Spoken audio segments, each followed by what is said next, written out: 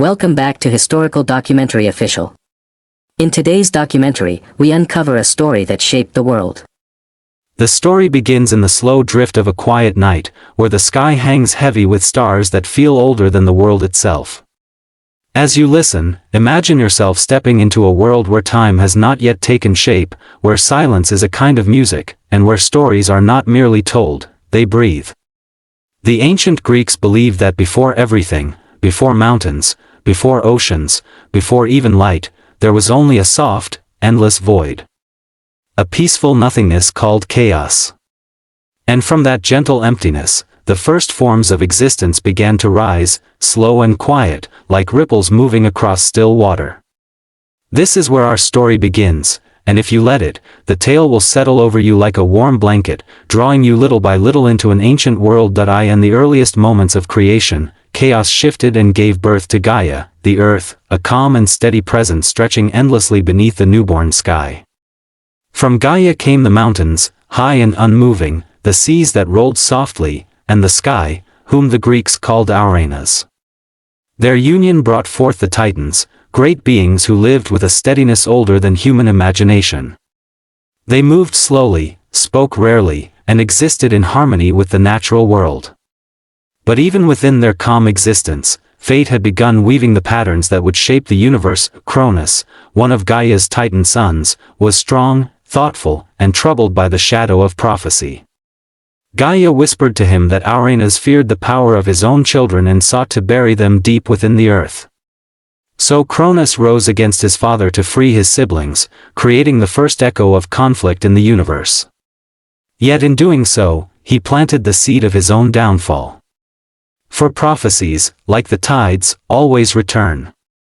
And as Cronus took the throne, he feared the very thing his father once feared, that one of his own children would overthrow him. Cronus devoured each child as soon as they were born. Hestia, Demeter, Hera, Hades, and Poseidon disappeared into his vast presence before they could cry or take a step. But when the last child came, a child named Zeus, Rhea, the mother of them all, hid the newborn in a quiet cave on the island of Crete, far away from Cronus's reach. She wrapped a stone in swaddling cloth and handed it to Cronus, who swallowed it without question. And so Zeus grew in secret, watched over by gentle nymphs and protected by warriors who clashed their shields to hide the sound of his cries. Years passed, and Zeus grew strong. When he was ready, he returned to confront Cronus. The Titan, forced to release his children, watched as Zeus gathered his siblings beside him. Together, they were a force unlike anything the world had seen. The war between the Titans and the Olympians lasted 10 long years, but in the end, the younger generation emerged victorious. Zeus freed the Cyclopes and the hundred-handed ones, who gifted him thunder and lightning, Poseidon the great trident, and Hades the dark helm that made him invisible. Peace finally settled upon the world as the Olympian gods took their thrones atop Mount Olympus.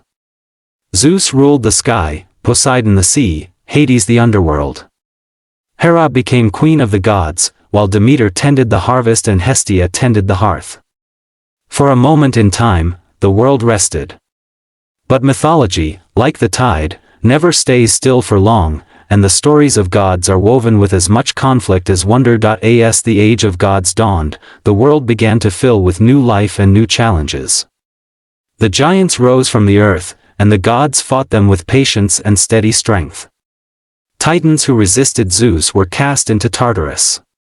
Yet through all of it, a quiet story simmered beneath the surface, the story of Prometheus, the Titan who molded mankind from clay. Prometheus shaped humans carefully, giving them soft hands and bright eyes, imbuing them with curiosity.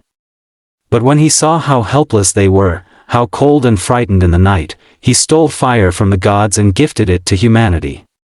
Fire brought warmth, protection, and light. It brought civilization. But it also brought the displeasure of Zeus, who believed that mortals should live within limits.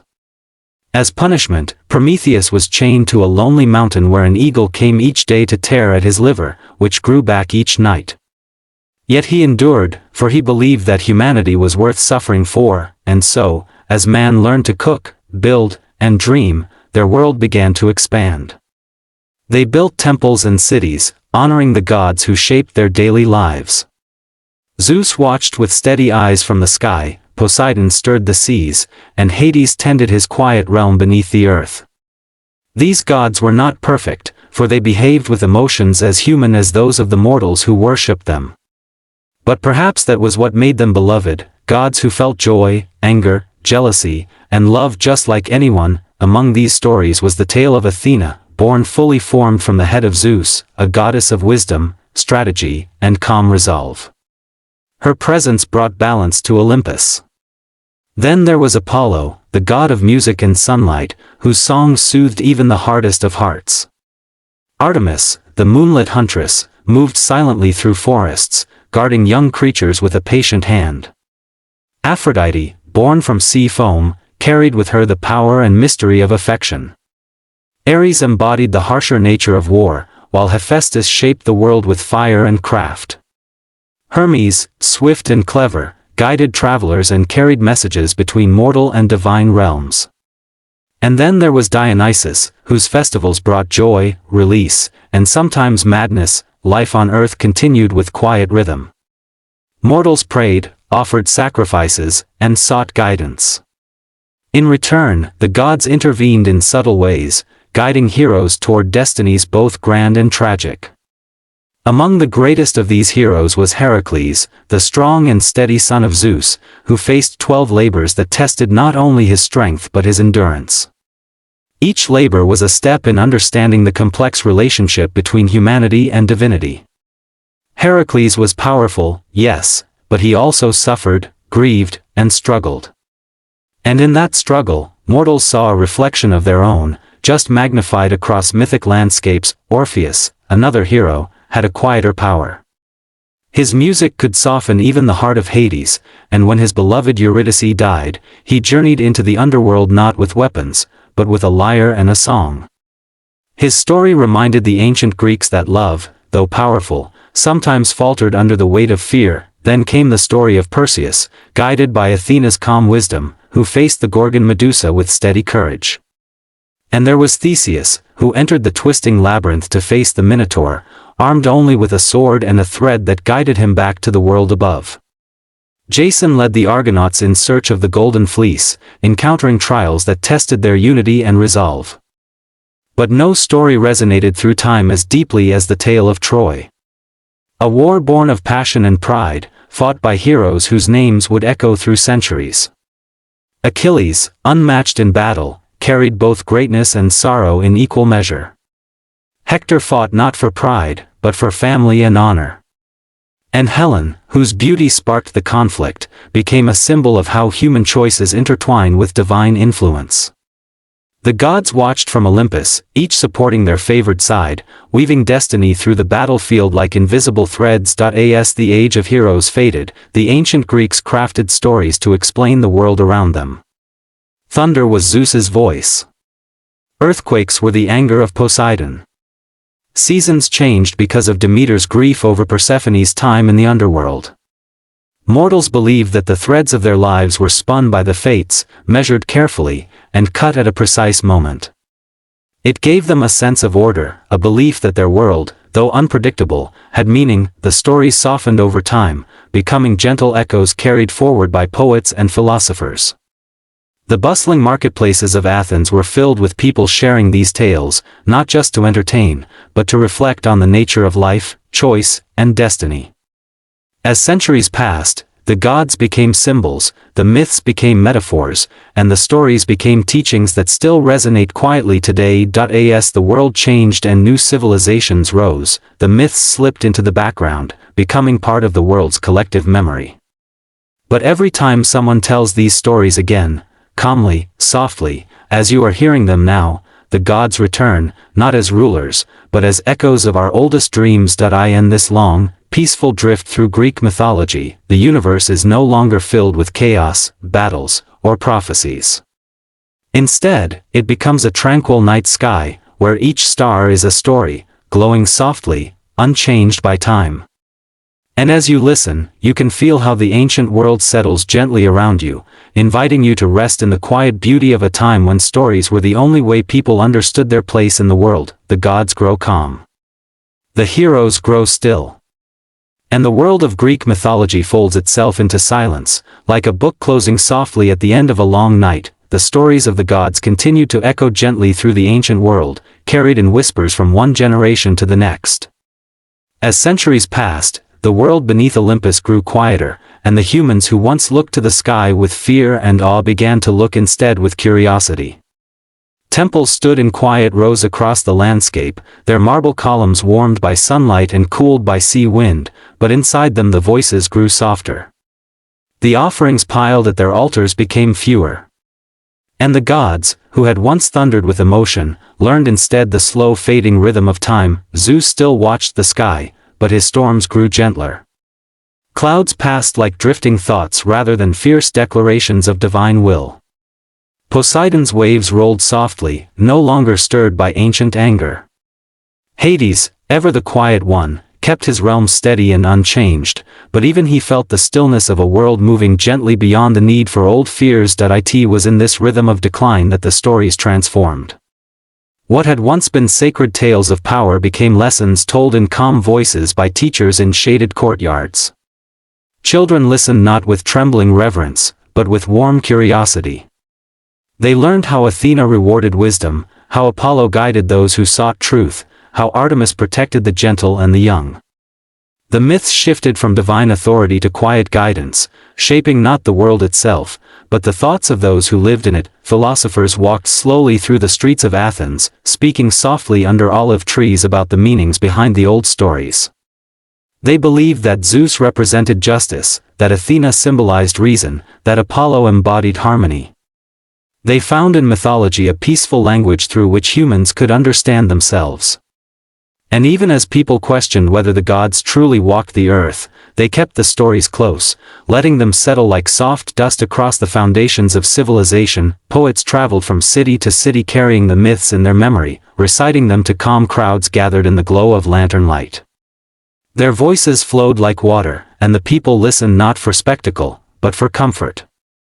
The myths reminded them that the world had always been uncertain, and that every age of humanity lived beneath the same sky, shared the same fears, and hoped for the same things. In that way, the gods became companions rather than rulers, ancient friends who had once helped humans explain everything they could not yet understand. As the centuries unfolded, the stories grew quieter still. The temples began to crumble, their once polished stone softened by weather and time. Ivy crept up their sides, and birds built nests in the shadows of columns that had once supported great roofs of carved marble. The statues of gods stood with patient silence, watching over a world that no longer called their names.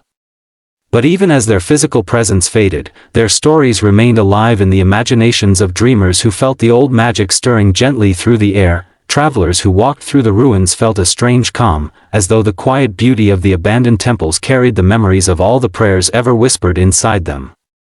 They imagined the footsteps of ancient worshippers and the soft glow of oil lamps flickering against stone walls. They felt the presence of myths settling around them, not as commands from distant deities, but as warm echoes of the human desire to understand the universe. In this fading age, the gods themselves took on new forms. They became metaphors woven into literature, symbols passed down through stories, ideas that shaped art, philosophy, and imagination. And though they no longer ruled the world with thunderbolts or earthquakes, their influence flowed softly through the minds of those who continued to tell their tales. Even Mount Olympus grew quiet. The halls that once rang with divine arguments and laughter became peaceful. The thrones of the gods stood untouched, covered in the gentle dust of eternity. It is said in the old myths that the gods never truly disappeared, they simply stepped back, allowing humans to shape their own destinies. And perhaps, in a quiet way, they still watch from distances too great for human eyes to see. Some stories say that Athena wanders the world in the disguise of a traveler, listening to the thoughts of those who seek wisdom. Others say that Apollo's music still hums softly through the strings of every instrument, guiding hands toward harmony. Artemis moves through forests, felt but unseen, guarding the fragile balance of nature.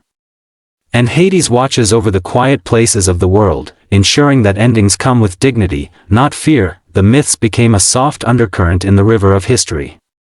Empires rose and fell. New beliefs shaped the world. But the stories of ancient Greece never vanished. They simply changed form, flowing from poetry into philosophy, from architecture into art, from ritual into metaphor. Even now, when someone opens a book of mythology or listens to tales of heroes and gods, the ancient world stirs gently to life again. You can almost imagine the calm presence of Gaia beneath your feet, the silent watch of Uranus overhead. You can imagine Zeus's steady gaze softening as he looks upon a world that no longer requires his thunder. You can imagine Poseidon's waves lapping gently at distant shores, content in their endless rhythm.